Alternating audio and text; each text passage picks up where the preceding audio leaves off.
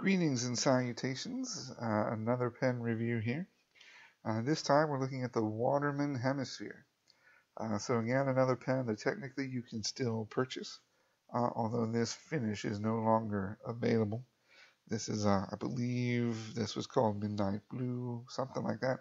They do make a blue version, but it's a much brighter blue as I understand it. This has a bit of sentimental value to me because this was the first pen I bought, non-disposable fountain pen I bought, I guess I should say, back in either 1999 or 2000. So it is it's been a workhorse. I had it inked up just about continuously the whole time, so it has definitely been through quite a bit of ink. All right, let's look at some pieces. The main thing everybody knows about the Waterman Hemisphere is this angled cap. It's just at a slant there. It doesn't, nothing functional about it. It just sort of sits at that angle. The clip is the Waterman usual clip with that little cutout in the middle. It's relatively springy. It's not anything overly stiff or springy. It's a slip top cap, so we might as well get rid of that there. This section is some sort of smooth black plastic.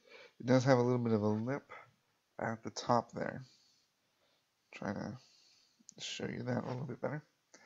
And the nib is stainless steel. It's the same nib you will see on most of the Watermans, especially the lower end Watermans. So your Phileases, your Cultures, they'll have that same nib.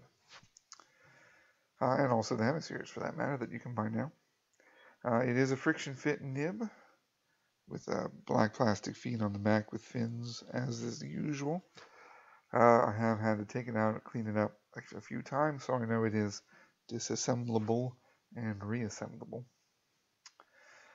This is some kind of plastic. The body itself is lacquer on metal. There are a couple spots you might be able to see. There they are. A couple spots you can see the lacquer has worn away right there in the light there. So, a bit of the aluminum or whatever it is underneath showing through.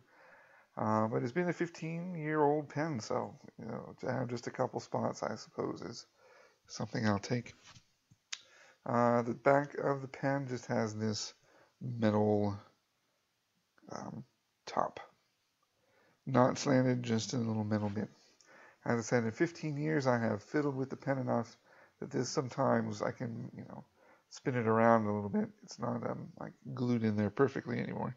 But it doesn't come out, and for that matter, it probably would come right back in if it did, so no harm done.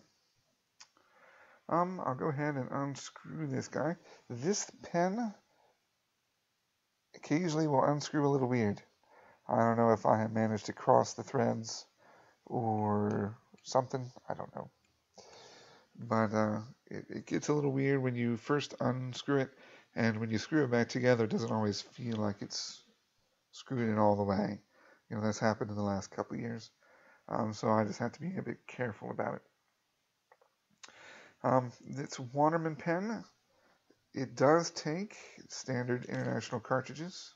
I mean, that is a private reserve cartridge in there right now, and it fits in there snugly, no issues. I know some people think that Watermans are not technically the same as the standard internationals. I've not had any troubles with various other standard international cartridges. I've had Pelican cartridges in here. I've had private reserve cartridges in here, and they've all worked just fine. And by the same token, I have Waterman cartridges in other brands of pens, and I haven't had any issues with those cartridges going elsewhere either. So as far as I'm concerned, Waterman is the same as Standard International. I know some people will claim that it doesn't quite work, and maybe in the old days there were some differences, but these days it all seems to be the same. I'm trying to show you this. It's not working out very well. This is a private reserve ebony purple. When we get to the writing sample, you might see that in action.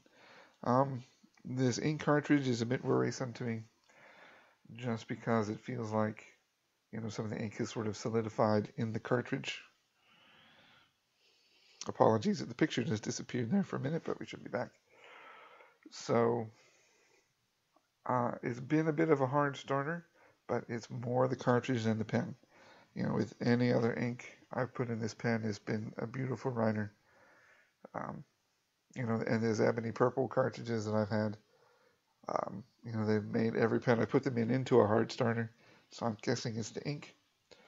I don't know whether it's this batch of cartridges or maybe just being in a cartridge. I've never used that in a bottle, so I don't know. But when you get to the writing sample, go ahead and just try and remember to cut the pen a little bit of slack for that.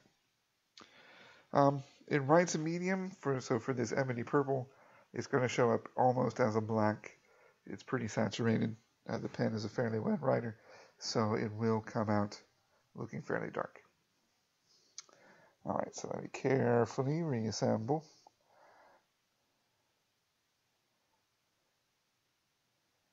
The pen's behaving a lot more since it knows it's on camera, so it does post. It posts mostly pretty securely. If you don't get it on all the way, it will occasionally fall right back off. But if you push it down, I don't have any troubles. So let's take a look at some writing here. There we go. As I said,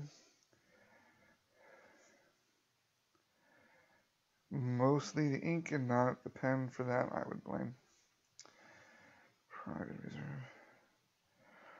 Ebony purple. And don't get me wrong, I'm a big fan of Private Reserve. It's just this one batch of cartridges that has been giving me fits. And I'm not quite ready to throw them all away just yet, but it's getting pretty close.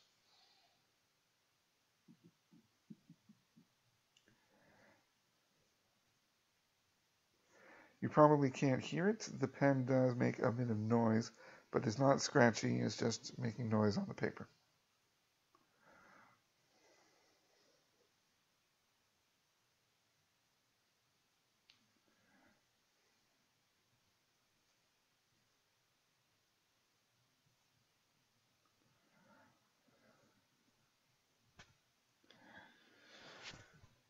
As you can see, if you know anything about ebony purple, you know that if you have a very fine point pen, you're going to get a very purple color. And if you have more saturated ink flow, you will get a very darker, almost black color. So you can tell that this is writing fairly wet. Again, this is fairly cheap paper, so the drying time is not necessarily indicative of that, but it is putting out quite a bit of ink. It's a fairly rigid nib. And again, this ink does not always behave.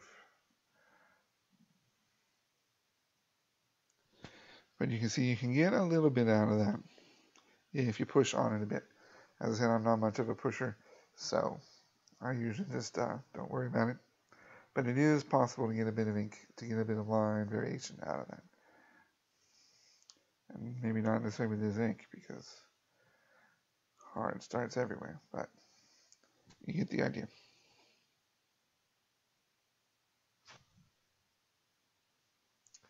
Okay. All things considered, I think that's how that pen is going to work. I have been very happy with this pen for 15 years. And hopefully at least 15 more to come. I suppose it'll probably be at least that long before anything happens to either one of us, I hope. Anyway, that's the review. Thanks for watching, and I'll see you later. Bye.